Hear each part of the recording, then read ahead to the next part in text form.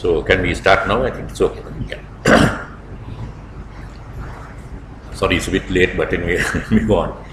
The subject today is also a very interesting one, and something which no one can be very sure about. So what I say also is some bit of contemplation, and at the end of it, there is some time for questions, and I'll be very happy to answer the questions and also benefit from what you have in your own experience, also on the same theme, on this whole question that we're going to discuss. Now, the thing today is that all countries in the world today, whether they are developed countries like America and the European countries, or developing countries like ourselves, beyond our own domestic affairs and our management, there is also a major need to deal with the international affairs, and that is the main subject. It is, as you know, now being described as a globalized world. For example, Sri Lanka's economy, its very existence, in fact, depends on a number of factors. It depends on its exports and also its imports, how much we earn and how much we spend from taking from other countries, as well as also the impact of other international affairs, some of which are not at all beneficial, some of which are very dangerous. At the same time, we also have, over a period of time, now developed a large number of joint ventures with other countries. So however successful our own national economy and development at the domestic level, we need to rely very much on outside as well. Then also Sri Lanka derives a fair amount of benefits from foreign aid. At the same time, when we talk of foreign aid, there is something the countries providing us foreign aid also expect to gain from us. So that is something that we have to manage with diplomacy, to make sure that if countries are giving us foreign aid, we don't go beyond our own independence and so on, to give them also some sort of background. So then also we have the other aspects which are mostly pushed by ourselves, which are very successful for Sri Lanka, that is tourism and other links beyond the land which contribute to the economy. Now, apart from benefits it may get from various foreign aspects, links and so on, it also has to deal with a fair number of dangers to deal with from foreign aspects beyond the country.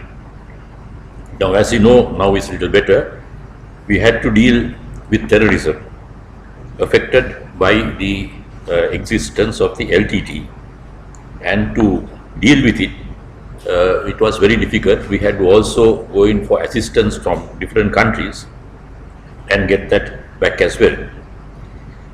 And the thing, of course, is that the whole question of LTT terrorism, whatever the Sri Lanka government was blamed for, that is not giving enough attention to the North and to the Tamils, was also something that was assisted by our closest neighbor India, because the Indian assistance to the LTT, which of course is halted, but at that time, to some aspect, they were also involved in the latter part of training LTT troops in India until that was discovered, and there was pressure also from not only from Sri Lanka but from other countries on India to come to a halt on that.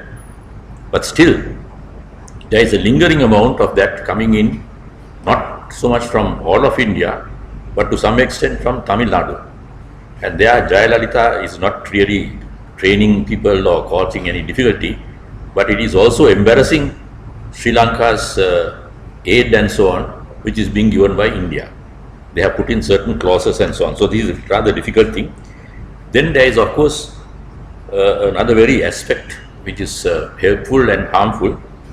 This is, of course, our diaspora. That is the Sri Lankans who have gone abroad, settled down, and who are, it depends again what sort of things they are. Now there are those like, for example, in Australia, UK and so on, they are living quite comfortably there. They occasionally come home to see their relatives or whatever. And there are also, again, some of these diaspora people who are doing certain jobs in Western countries and who say they cannot go back to Sri Lanka because they are Tamils and therefore they can get in trouble. And this was very strong at one point in Australia, but that has now been stopped. Also up to a point in the UK. But those have now, I think, gone down, and they have settled down and they contribute there as well. There are, of course, other matters of international types that doesn't help, such as smuggling, from which we need to protect ourselves. For example, as an island, our seas need protection. And these have to be dealt very carefully, because particularly vis-a-vis our closest neighbor India, there is much of illegal fishing beyond the island, and that has caused lots of difficulties, because we have caught some of them, kept them in prison. I think right at the moment I don't have the statistics, but a large number of Indian fishermen are held as prisoners, and also their boats have also been kept here. So this becomes a major bilateral issue with which we have to decide. It's one of the major foreign affairs issues that we have to deal with, because our relations with India as a whole depends also on our relations with Tamil Nadu, mostly right now with Jayalalitha herself, because she has been saying this. And I remember when I had gone to India some years back and wanted to go to Tamil Nadu, she said okay. But at the last moment, she dodged me and she didn't meet me at all. And later I was told by some other Indians, Madrasis, that she did not want to speak to me because I am from Sri Lanka. So that was, there are some of these things which are very, there is sort of good aspects, the bad aspects and the ugly aspects, and various things which we have to very carefully understand if you are going to deal with them. At the same time, I think Sri Lanka is also self-sufficient in many aspects, but many international affairs also play a part and role in this whole economic development, our security, progress, as well as dealings and cooperations with our neighbors and other states. So our foreign affairs is therefore a very major aspect. Being an island has, of course, as its advantage, being able to provide international connectivity without having borders to cross. Now, if you look at the difficulties that India and Pakistan have, a lot of it is due to lack of understanding about borders between the two countries, or even Bangladesh. Now, Sri Lanka, being an island to that extent, is fairly safe because our territory is this well known, except of course some intrusions, Kachativu and those areas, where again due to the fishing aspects that gets rather complicated. At the same time, Sri Lanka is also not a remote island, and this is again something which affects our international affairs, because this is really the Sri Lanka is in the almost the literal center of the Indian Ocean, and even in ancient times it has also provided major benefits and dangers through international affairs. And it's very interesting that there are certain articles which have been published in the last few days, particularly one by Nipuni Pereira of IPS, and I don't think I've got that copy with me, but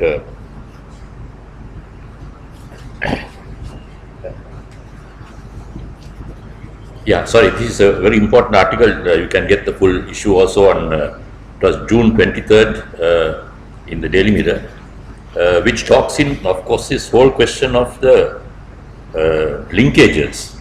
And here she goes back into history also, because Sri Lanka played a very active role in what was called the Silk Route of the Indian Ocean. That is mostly with countries with we have a lot of dealings, that is with China particularly, and the Western countries. And at that time, Sri Lanka was also a very interesting point of stoppage for things from China going on to the West. And things at that time, China was one of the most civilized countries, oldest civilizations in the world. For example, porcelain, or even some of our plates and cups and so on, that porcelain was also called China because it was really invented by the Chinese and preserved that way. So there are things with the Chinese had also which they wanted very much, and to that extent that has been a foreign affairs thing which has helped us. Sri Lanka was a point at which the Chinese could do all that. At the same time, there have been sort of complications also because apart from the archaeological excavation done, they have also found large amounts of Roman and Chinese coins, which showed that this was very much a business point almost for these items to go towards from east to west. So that was okay.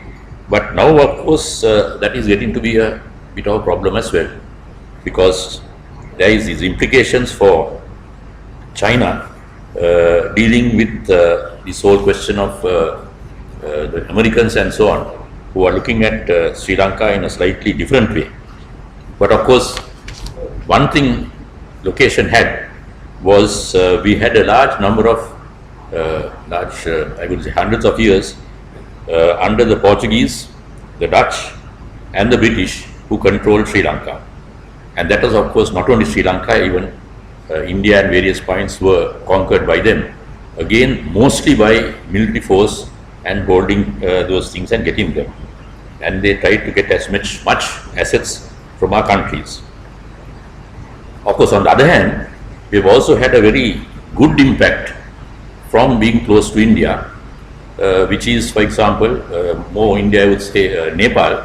The whole impact of Buddhism to Sri Lanka was from Nepal. Now, of course, it's described as India, but all the missionaries and so on would come from there, and that was extremely helpful to Sri Lanka's culture, which has developed over the years.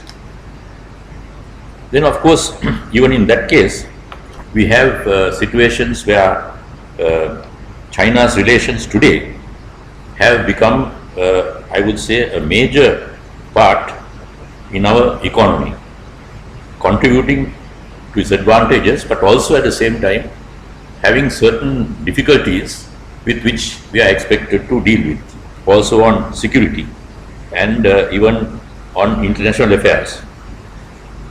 Now, the LTT terrorists, as you know, were trained and so on and nurtured in India and helped by elements in India.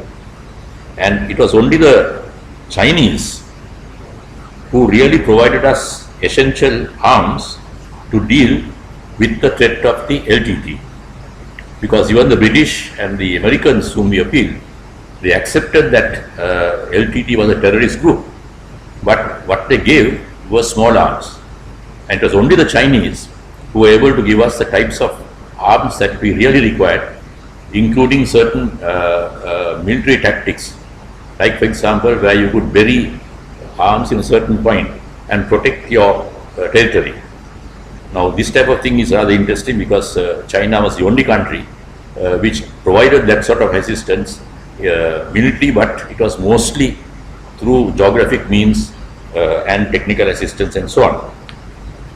Now, of course, today we find that Western countries, particularly think tanks, they also accept that they did not provide the essential arms required to stop the LTT.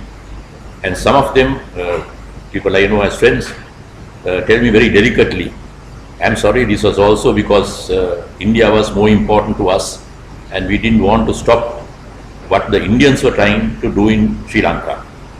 And one or two of them have even admitted that they thought perhaps that Sri Lanka would eventually become a sort of a controlled area of India. So all these things are there in this whole question of foreign affairs. Fortunately, those are now finished, and India fully accepts us as an independent country, and that arrangement seems sort of okay. Then, of course, problem that we have is also between India and China, because there is some competition between the two.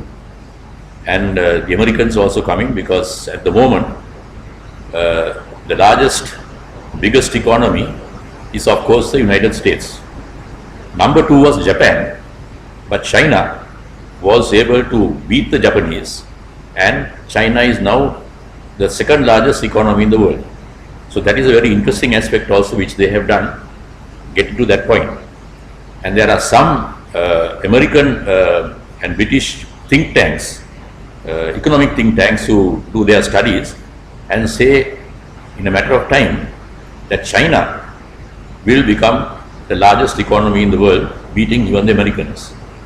And right now, a few days ago, I saw some reports which were also prophetic, but I don't know, saying that right now the US, as against say 20 years ago, is having a tremendous amount of internal complications between blacks and whites.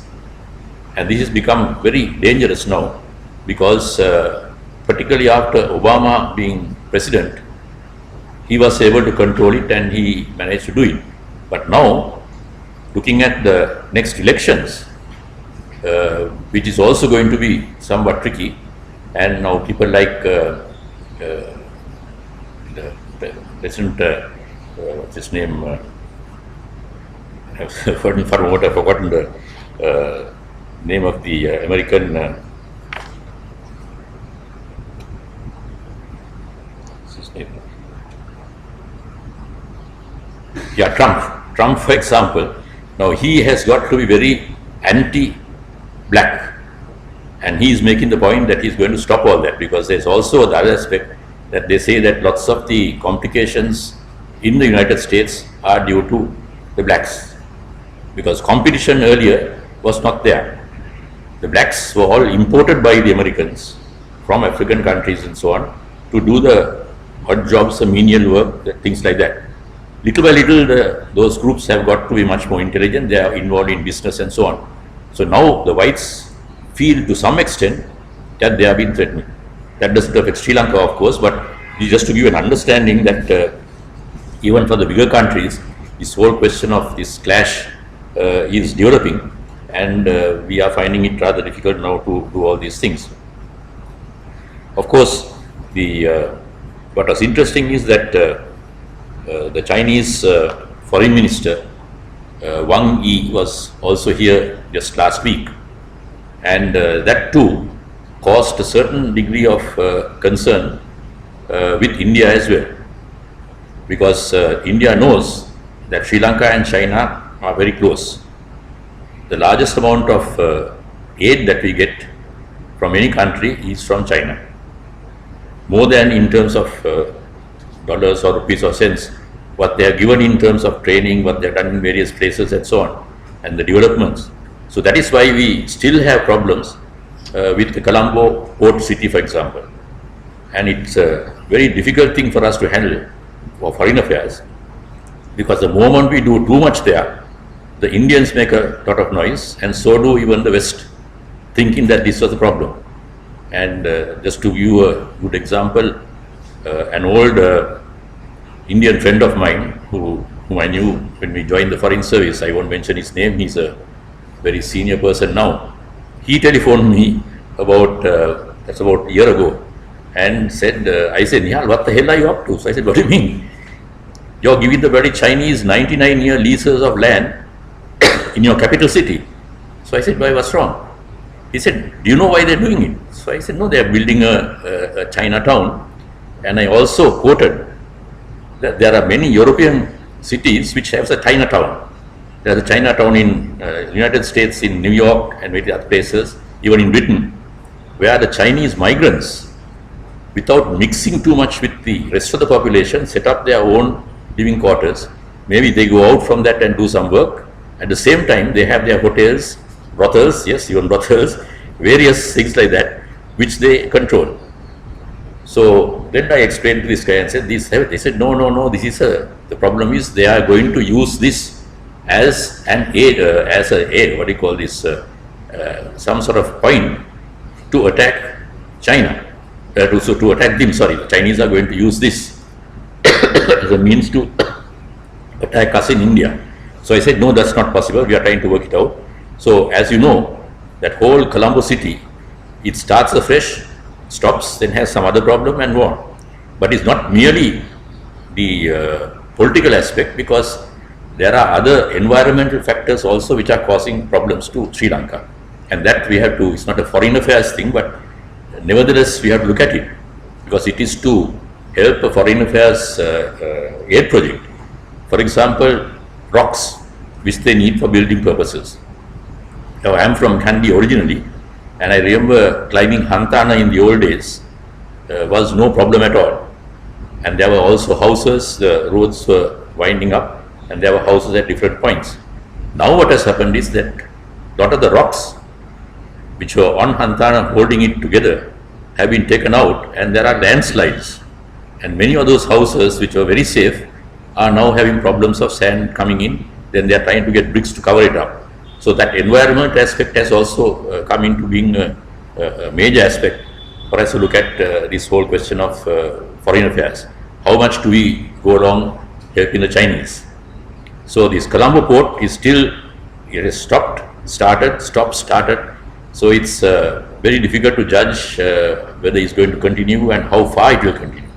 Certainly it is causing complications in Colombo itself, but there are certain advantages. But these are seen, once again, particularly by the Indians, as some means for China to establish a presence in Sri Lanka, close enough to India. Now, fortunately, we don't have border problems. So China knows that if we, or the Sri Lanka government, agrees to whatever is going to be set up there, maybe a full Chinatown, but also maybe a few military groups or training groups, which they have told me also that they would like to use some of the sea areas to train some of their military sailors how to swim, how to do this, how to do that, and so on, because they find the waters are quite easy to manage here. So all these things are connected with foreign affairs, and it's very, very difficult for us to make a distinction and do this or that. So these two are getting quite basically bad. And of course, today, as you know, Chinese tourists are a large number. They are, I think, the Indians are the largest number of foreigners coming into Sri Lanka. But most of those people are businessmen and people who have relations here, or who have people who are coming and settle down here. China is number 2 in terms of the migrants or people coming in for a short time or a long time to Sri Lanka.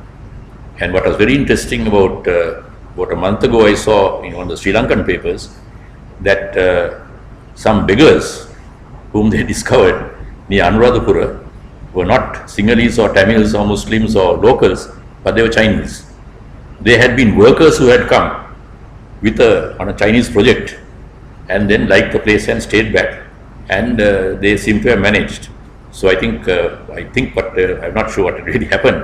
I think we discussed this with China, and those 3 or 4 fellows were sent back to China, because if that developed, there would have been a huge problem, because they liked the weather, and if they could manage to learn a bit of Sinhala, they could sort of cope to find jobs which they could do here, which they may not have been able to get in China, particularly if they came from some icy cold place, whereas Sri Lanka was weather-wise and so on quite okay. Then of course this whole question of China is something which is very important, looking at this whole question of foreign affairs and what we are to deal with. The Chinese, I was myself for 3.5 years Sri Lanka ambassador in China, and I was able to move around quite a lot during that period, so made many friends. But before that, I was also Secretary General of the SAARC, based in Kathmandu in Nepal. So when I was Secretary General there,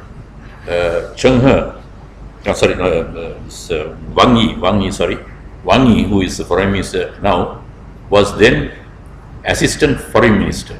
He came and met me in Nepal and wanted to know a little more of how united and how close South China is how close the Sri Lankans are with other South Asian countries, and whether South Asia could develop into a strong economic grouping. So at that time, this about 15 years ago, I said, well, each country has its own thing, but there is some degree of cooperation. Then he himself posed the question whether it is worthwhile getting some sort of relationships with all of them. So at that time, what I suggested to him was to get observer status, not with individual countries, they could have embassies, but get observer status in SAARC, which I was able to persuade all the South Asian countries to give, because observer status means they have maybe once a year or something a meeting, and that helps the South Asians also, because the different observers can ask questions, we can answer them and so on. So some linkage where we know that is taking place rather than something happening underground. So that was also done, and then of course Wang Yi, who was very good, he has been now promoted, and as you know, he is foreign minister. He was here just last week in Colombo. Now it was very interesting. There were a whole lot of things I could to indicate some of them to you as to the decisions made. Now since I knew him, I'm not in the foreign ministry any longer. The foreign ministry had a discussion with him and his some two assistants with foreign ministry people and different businessmen. And the same time, at the end of that meeting, there was a reception that was organized for different people who had something to do with China, particularly Sri Lankans who also work in China now in different doing different functions. A lot of them speak Chinese and they were quite interesting. And when Bangala came along, there were the two speaking points like this. There was some complication, and then Wang Yi saw me, and both of us stood separately and alone for about 5 minutes, where we had a very good, interesting, honest discussion, some of which I cannot even mention, as to what China was interested in doing now with Sri Lanka, because it was, I think, getting to be a major aspect, because after all, it is only the, as I told you, for us also, China was the only one who helped us against the LTT in terms of arms and training and so on. And today, Chinese tourists or Chinese visitors to Sri Lanka are the largest. There are more Indians coming, but they are coming to see their relatives, businessmen and so on. But full-scale tourists, the largest number are from China. Then the largest amount of development aid we get is also from China. And they provide us many other opportunities. Now this causes certain problems, because it is seen also, particularly by India, as an attempt by China to establish some sort of very close relationship with Sri Lanka, and that could be a problem for the future, because as I said, China will probably be very soon economy number one, and India is also rising, but not to that extent. But India's development is, of course, not all that sort of equal.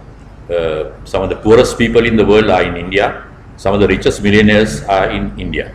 So it's still a mixed one, whereas China, because of its communist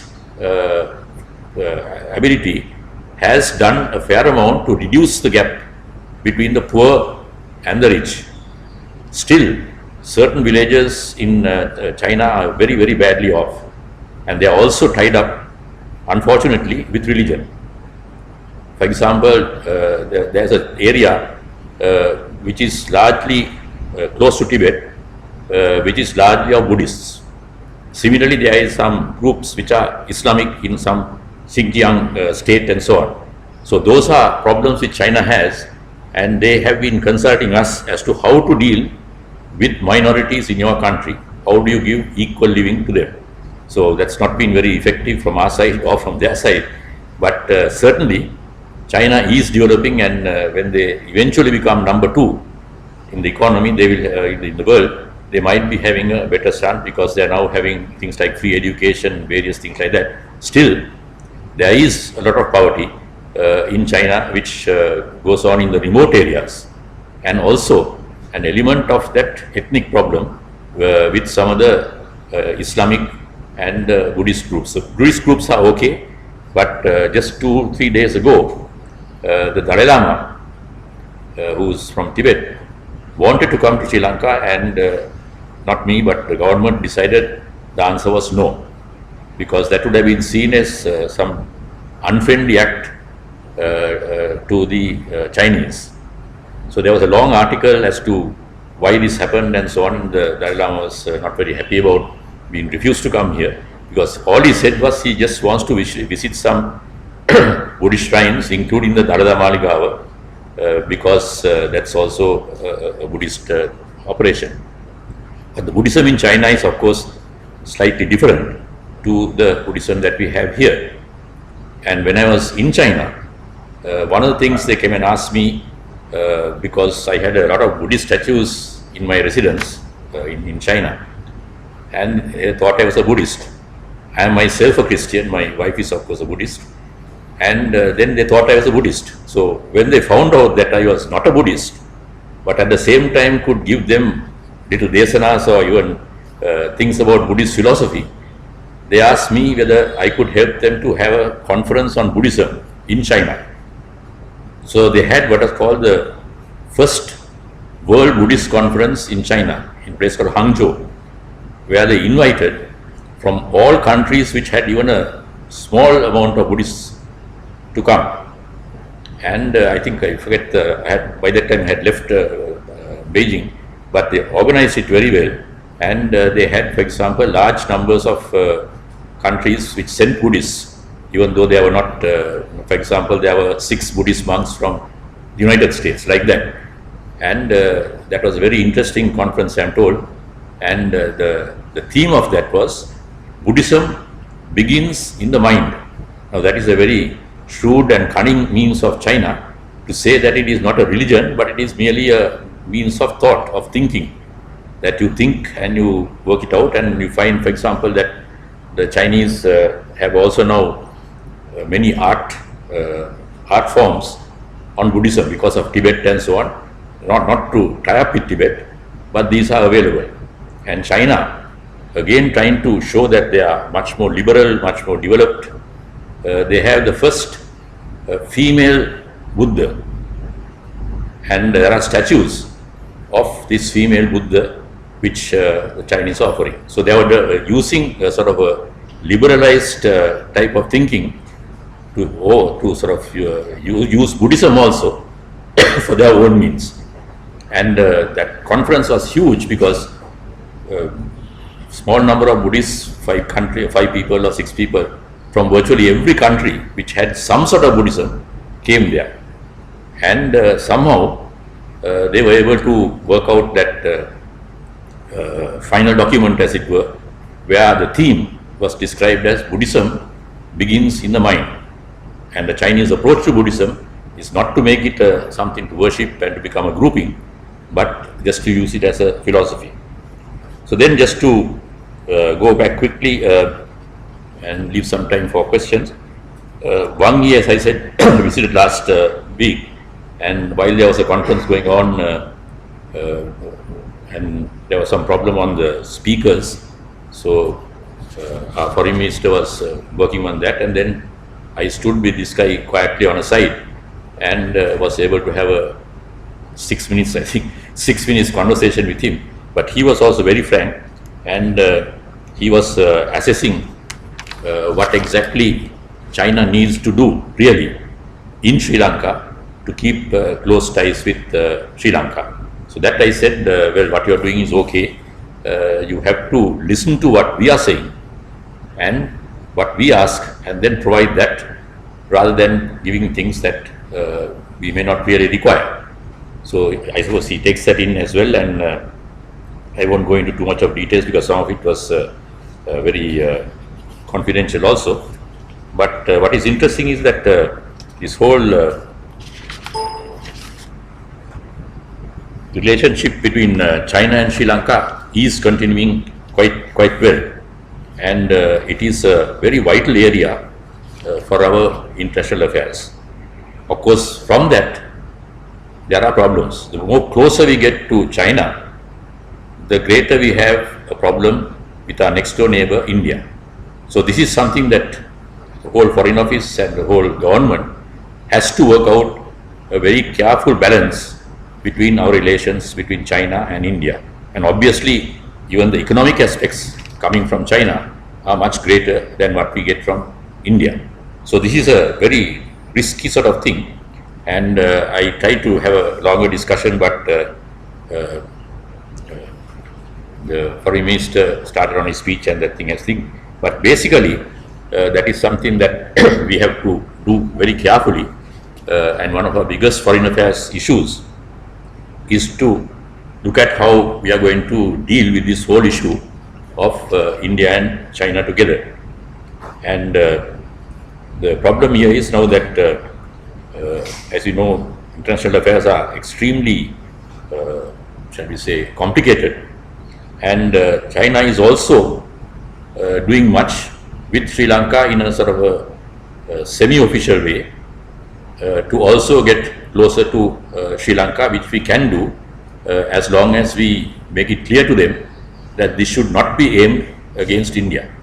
At the same time, India must also come to understand that developments of relations with China on our international affairs in terms of aid, tourism, all these things is not in any way aimed at India. So this is actually a major problem that we have in foreign affairs, how to keep this balance. Because in the whole Indian Ocean area, Sri Lanka's location has been from time immemorial extremely important. In fact, the Western colonies who came here were looking at that very much. The Portuguese, the Dutch and the British were interested in Sri Lanka because of its central position in the Indian Ocean. And even despite nowadays much more movements and so on, that position still remains one. Then of course, this whole question is of course this question of connectivity. How much close relations do we have with different countries? And that is something which we have to very well work this out. And I was at a conference in Shanghai just about 2 months ago, which was very interesting. It was a conference that China was having with a large number of foreign countries, but not attended by the US or the UK. The French were there, and of course all the Asian countries were there. And it is very interesting that they have set up what is called in Shanghai a conference called CICA, C-I-C-A. You would have read about it in the newspapers. It stands for Conference on Interaction and Confidence Building in Asia. So they are trying now to have this conference taking place very regularly, which will be basically helping them to have a stronger impact in the whole of the Asian region. Because one of the problems that China has is the whole South China Seas, where those areas, the Americans are keen that China does not control that too much. So as a result, there are still problems going on, and China has been also frightening the Americans quite a lot, because if you look at the map of the South China Seas, it has a large number of ASEAN countries which border on that area, and including Japan a little further on. So this is a very vital area for South China Seas for Asians. And in this area, now the Chinese, there are some islands which may be just 1 square mile, which are even uninhabited. Now they are establishing settlements in some of those countries which are getting closer to some of the Southeast Asian countries as well. So Southeast Asia's issues with China are also increasing, and only 3 countries in Southeast Asia have signed agreements with China, more or less, I don't have the details, more or less saying that China is helping us, we are part of the whole development process, so don't scream about us. But the Philippines, for example, is the country which is having the largest backing of the United States to somehow keep China down, because they are also looking at the future, maybe even losing their #1 economic slot when China rises. So that is very much for the future. I don't think any of us will be alive by the time that all those things develop. But a lot of them are looking into the future and trying to see how they can control that whole South Asian area, and that is going on. And it was very interesting that when I was in Shanghai for this meeting, there were all discussions on China's aid to all these countries and what they're doing and so on. At the end of the conference, it was very interesting that the organizer came to me and asked me whether I could be a co-sponsor of that conference. I said, what do you mean co-sponsor? I have not done anything. He said, no, at the end of it, we are going to have, as they always do, a website of every conference they hold, giving all the details and so on. Whether I could be quoted also in that, because they felt that Sri Lanka was fairly neutral and in the India-China issue as well. But of course, I had other things to do, and I thought it's risky getting into that situation. I had no instructions or backing from Sri Lanka government, though I am no longer a public servant. So I declined on that. But that document is out already, and that has some very interesting things on the whole question of how this has to be held. And here what is interesting really is that even the way they move these conferences, it's about the third or fourth conference, they started off with their president speaking in China itself, and then moved on to some countries in India, some areas in India, and then again this last one as well back in Shanghai. So what is interesting there is that Sri Lanka's strategic position in the Indian Ocean, and from China's point of view, as the Indians have always told me, they are eyeing Sri Lanka as something against to control India. So this is something that we have to keep very close watch on and keep independent, because we need both India and China are vital for our economy, and we don't want to antagonize one or the other. So our location in the center of the Indian Ocean has also helped us to deal with some questions which assist us also, because some countries our location is there, and that we have managed to sort of keep this balance. And in fact, it is interesting that now we have reached an understanding with the Chinese that what assistance we need from them in terms of our location is not to serve as a military point for the Chinese or for us or against India or whatever, but to become the hub of the Indian Ocean.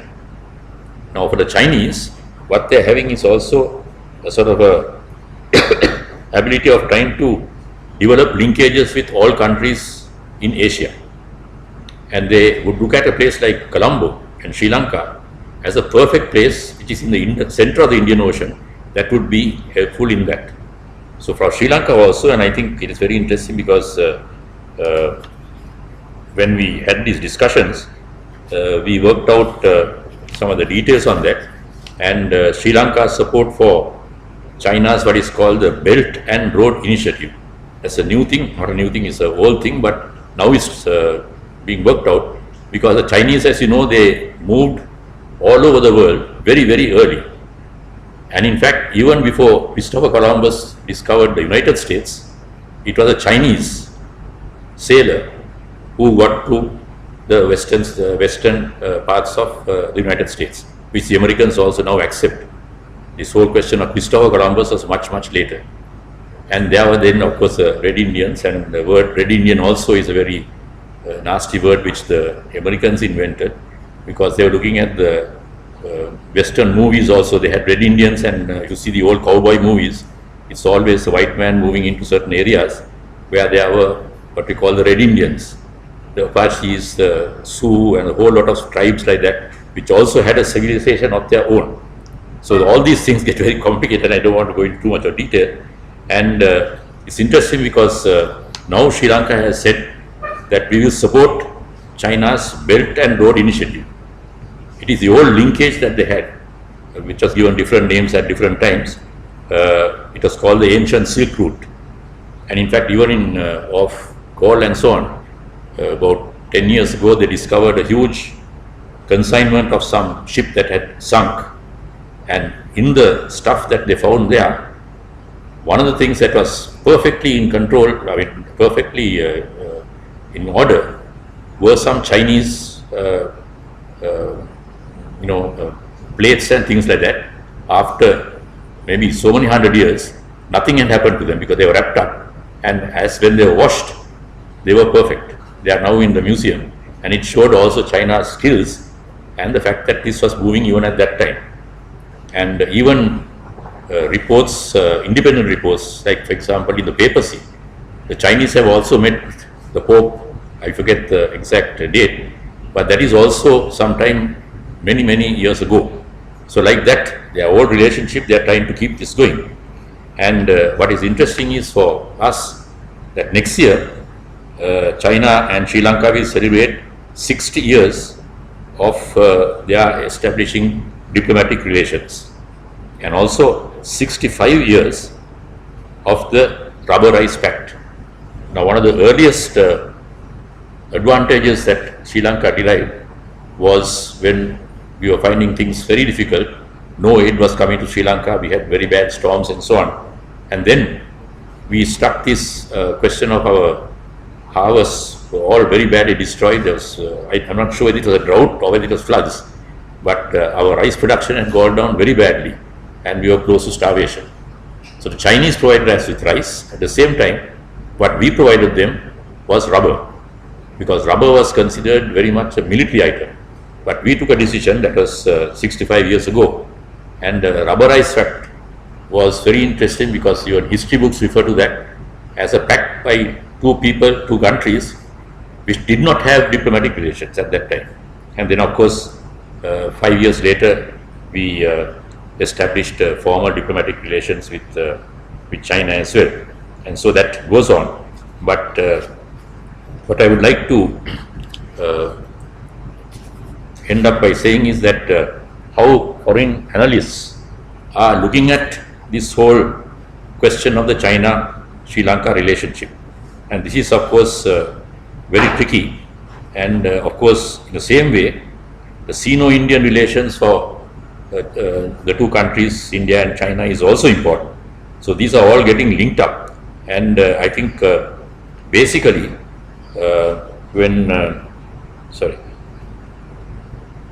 on this whole question of the linkage that Colombo, Galle and so on provide for the Chinese is now very much a strong thing. And I would suggest that you see this article that was, as I mentioned it to you earlier, by Nipuni Pereira, who is a very good scholar. That was Thursday, June 23rd. It's called Implications for Sri Lanka, and that goes into a lot of detail which I will not go into because you can always get this, and showed how much of this has been helpful to Sri Lanka. It has also been helpful to Chinese to say why we are interested in Sri Lanka is not to hammer India, but to serve as one of the major points in this whole question of the China's One Belt, One Road initiative. Earlier it was only by sea, but now it goes through land as well. And for example, as now the potential trade and economic gains from connectivity along the Silk Road, the efforts of the UK, France to connect South Asia, Southeast Asia, these times from colonial times, is now also being coming forward. And then of course the Chinese, who reclaim the past glory of the ancient Silk Route through its One Belt, One Road initiative, is one of the boldest initiatives taken by China since becoming the second largest economy in the world. And this article is very good, so I won't go into details of that, but it also indicates the linkages that are working out, and there Sri Lanka has been helpful by indicating that this is really a means of helping Sri Lanka also in providing some degree of connectivity and so on. And since it's an extremely sensitive issue, we have to look at some of these things on which you have to look at, and on that let me just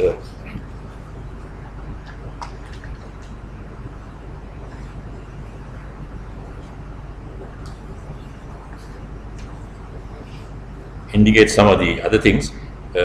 You can access this also on this whole question it is from the newspaper, the Indian Express of on the 9th of July. Yes, it's a very interesting one because it reports on the visit of Wang Yi to Sri Lanka, which was a bit of a surprise to all of us because it was just suddenly happened. And he is quoted, and Minister Wang Yi said on Friday, which is his last Friday, that he will align its maritime Silk Road project with Sri Lanka's development plans to enable the island nation to become a shipping hub in the Indian Ocean. Now, the word that is used by Sri Lanka now, just in the last few days, is to make Sri Lanka a hub for development in South Asia, Indian Ocean and the world. So this is something that is very important because it is something which may have happened in the past, which we are now trying to build up. And then the Colombo port also becomes part of that. So these are all complicated issues which have not been finalized. And right now, Sri Lanka, with a rather tricky government, although it has two major parties together, this has to be worked out with a great deal of care to make sure that there is not going to be any complication in that. And one thing that Wang Yi said in his statement, and I quote, "We will take the building of the maritime Silk Road as a priority to better align our development strategy, including your," that is meaning Sri Lanka's, "your 5-year development plan, so that we can come up with a comprehensive blueprint for future cooperation so that we can help Sri Lanka build itself into a shipping center of the entire Indian Ocean." So that was a very clear indication of cooperation which worked, in the sense that motives may be different, but that linkage is there.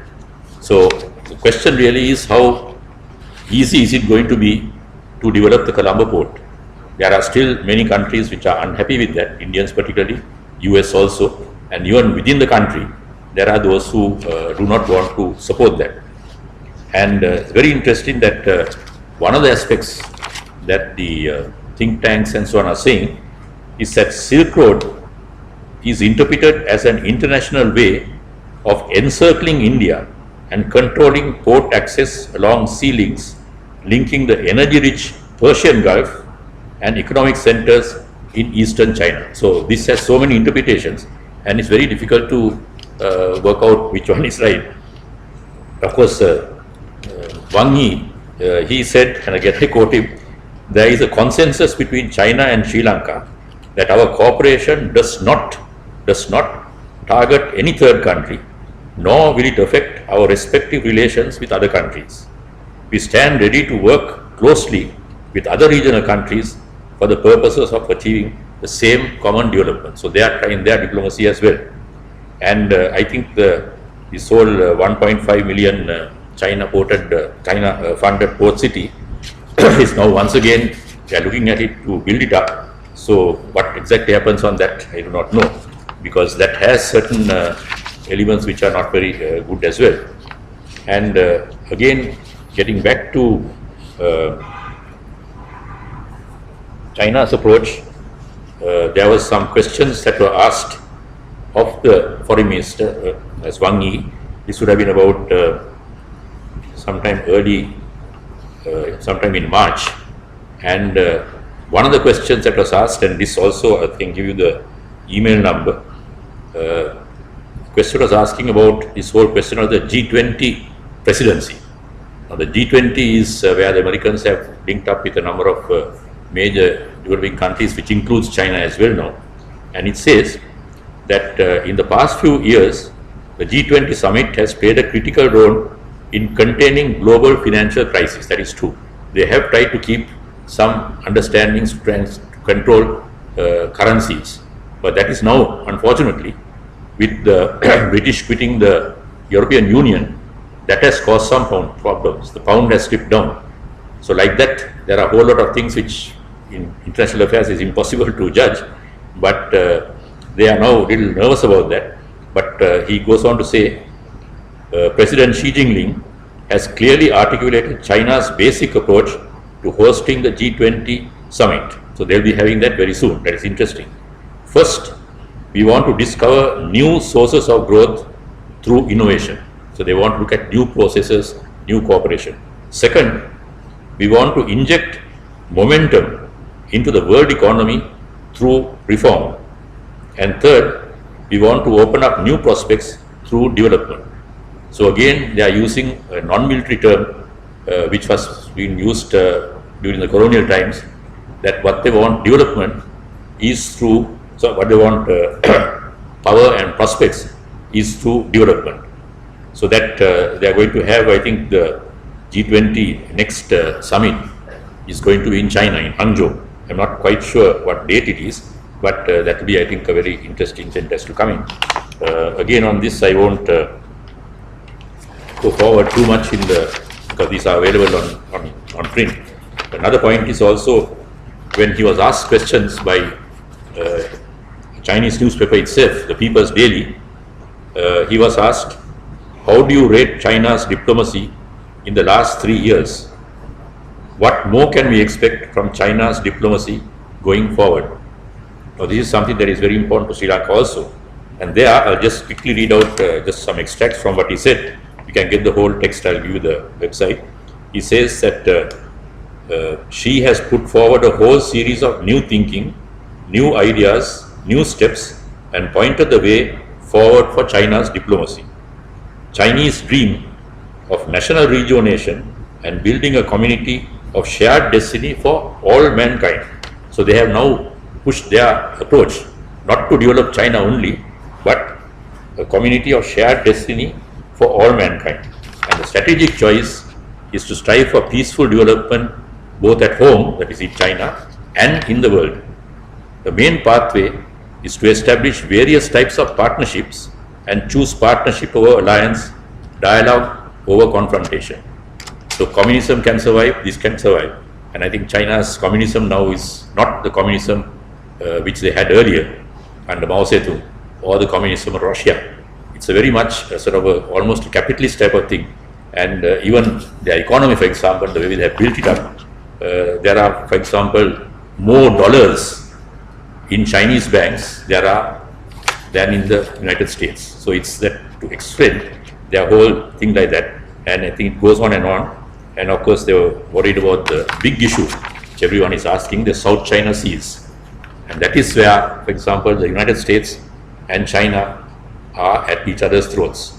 They are trying to avoid major problems, but it is a rather tricky one. And for example, it says, yes, China has made various efforts to promote peace and stability in the South China Sea. We have set up a China-ASEAN Maritime Cooperation Fund. Well, that's interesting. So China has managed, before the Americans do it, to set up a cooperation fund with the ASEAN countries. The ASEANs are the ones who are getting caught up in this, because even movement of ships in that area can cause harbors to can cause problems to the harbors in Southeast Asia. So this whole issue is there. And Wang Yi says, like any major country that is growing, China's overseas interests are expanding. At present, and he quotes these figures, there are 30,000 Chinese businessmen all over the world, and several million Chinese are working and living in all corners of the world. China is willing to take on more international security responsibilities. It is the biggest contributor to peacekeeping opportunities for 5 members of the Security Council, which is true. All the peacekeeping operations of the UN, China is the one who contributes the largest amount. And then it goes on for a whole lot of other questions. I won't bother you with this, but certainly I'll give you the email numbers of this, you can then always access it. And then for Sri Lanka, as a little country, we are also being seen by the Western countries as being pro-Chinese. There, the Indians also have maybe indicated that watch out for Sri Lanka, they are getting to be maybe too close to China, and that might cause problems, as well as bringing the whole, not only South China Seas, but bringing it right into the middle of the Indian Ocean, because whatever it is, India does have fears, whether it's with the Americans or alone, about Sri Lanka and ports in Colombo and so on. So still, although we are supposed to have started that. I don't know exactly what status the whole Colombo port is. Some things have been done, and as I said, there are domestic problems also in that. Then of course what is interesting is that how we look at the whole question of the US and how we see that. Now the Americans have a joint statement which they made very recently, actually end of February, where Maithripala, not Maithripala, sorry, is it Maithripala? No, this is I think, sorry, this is I think when our foreign minister went there, and I'll just again read this from the US statement, Department of State, which has some things to this, and discussions they had. They talked of the delegation. I think, I'm not quite sure it was who was leading the delegation, but it says the delegations, that is the US side and the Sri Lankan side, discussed Sri Lanka's pivotal geostrategic location in the Indian Ocean region and how to strengthen cooperation on issues of regional importance and multilateral organizations like the Indian Ocean Rim. So this is very important because that is what the great fear is. And Secretary Kerry, Foreign Secretary of India, of US, said it is necessary to focus on robust commitments to protect our oceans under the 4 focus areas of what? Marine protection areas, sustainable fisheries, marine pollution, and climate related impact on the ocean. Now these, he put them more as sort of geographic things. Now Sri Lanka certainly has this whole question of fisheries and so on with India, and up to a point also marine pollution, because Galle Harbour is also having problems now with ships passing through, and where they have sort of thrown out all their garbage and so on into that. So a whole lot of things there again. And what is interesting is that the Americans don't want to break off from Sri Lanka, and the dialogue joint communique, it said the delegations discussed Sri Lanka's pivotal geostrategic location within the Indian Ocean and how to strengthen cooperation of regional aspects. That's the most important thing. And it also said that the discussions in February, economic discussions highlighted Sri Lanka's economic priorities and joint cooperation to expand trade flows, increase foreign direct investment, and improve the overall business environment in Sri Lanka. So to that extent, it has worked it out. And the last paragraph, which is very important, is titled is Security Cooperation. Both nations plan to strengthen maritime security cooperation in the Indian Ocean region. So this is really the main thing. The Americans also now linking up with Sri Lanka on that, in order to what? Counter piracy, provide humanitarian assistance, disaster relief, and ensure free, safe navigation in the region's vital shipping lanes. So now all these are very important things for the United States also. They want to have easy access across the Indian Oceans without having problems with stopping in Galle or Colombo and so on. So that those things are put together. And of course it ends up by saying both nations recognized the need for greater counter-terrorism and intelligence cooperation. That is very important, intelligence cooperation. I don't know, I am not involved in any of this, I am no longer in the foreign ministry. There is some discussions going on between our security forces and the Americans as to what issues they are looking at, to see whether there is any way in which they can cooperate to counter, and they have put the issues now, money laundering, terrorist financing, and violent extremism. Now money laundering is another thing that Sri Lanka was being accused of dollars being converted here and so on. So there are various issues like that, and this is too much of a thing to really go into that. And the last one is, I just quote, is also when Wang Yi had this meeting just last day on Friday with Mangala, and the discussions, I was also part of the latter part of it. The piece put out by Wang Yi, he says, no matter what changes to the international situation and domestic agenda, our, that is meaning China and Sri Lanka, strategic and cooperative partnership will continue to develop. He said that China intends to make the 21st century maritime Silk Route, not like the old days, a priority, so that can work with Sri Lanka and we can come up with a comprehensive blueprint for future path of cooperation and help Sri Lanka build itself into a shipping center in the Indian Ocean. Now he uses the word shipping center. We have also used it as a major center for marine technology. So I think there is a very good means of cooperation between all three, but it has to be done very, very delicately. And Foreign Minister said that China and Sri Lanka will work together, and that China would focus on its aid. What are they? Ports, highways, railways, airports, and other major projects, and a common prosperity. So basically, they are also minding and very interested also in developing highways and so on within Sri Lanka itself. So that way, these of course July, I think it was these are just over the weekend. So these are brand new things. I'm not even aware of how this is going to work out.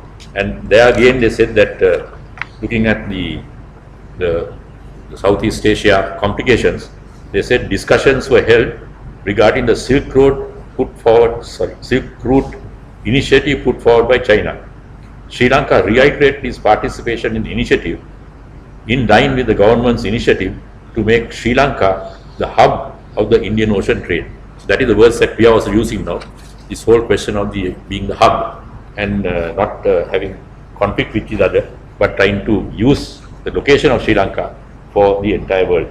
So this is actually the basic things I would like to take on.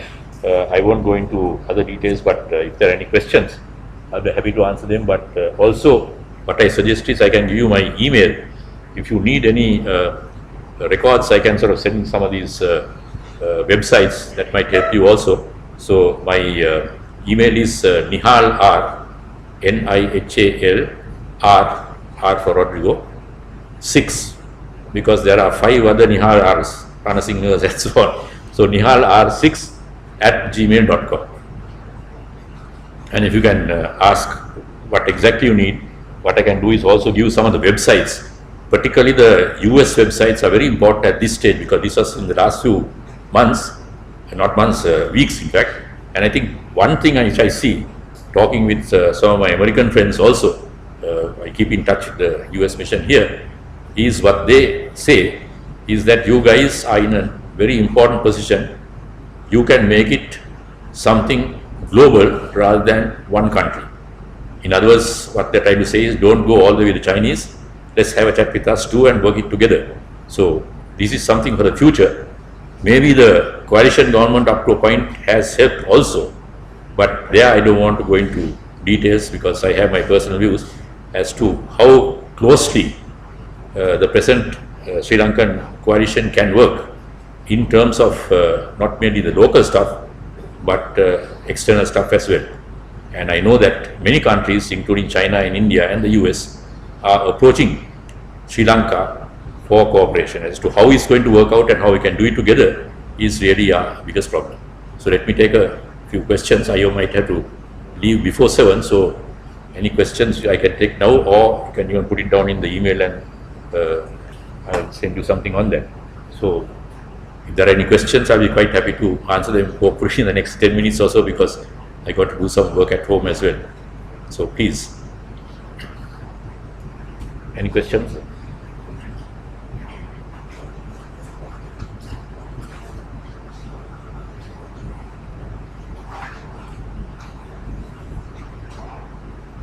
Is that okay then? But certainly you can, if you don't have any questions now, we can just put it down in that email, and I can use some of my views as well as also important to look at the views of the other countries, particularly the Chinese, Indian, US, because these 3 countries, our foreign affairs are really dependent on how we manage to keep these 3 in order, because they are also trying very hard. India, China are also trying to keep their, and the US are trying to keep the relations close. And Sri Lanka, partly because of location and the fact that we have also a new government which takes in many parties, there is a possibility of some sort of consensus, some sort of cooperation developing, where somebody does not exploit the others, and we manage to have some cooperation. Thank you.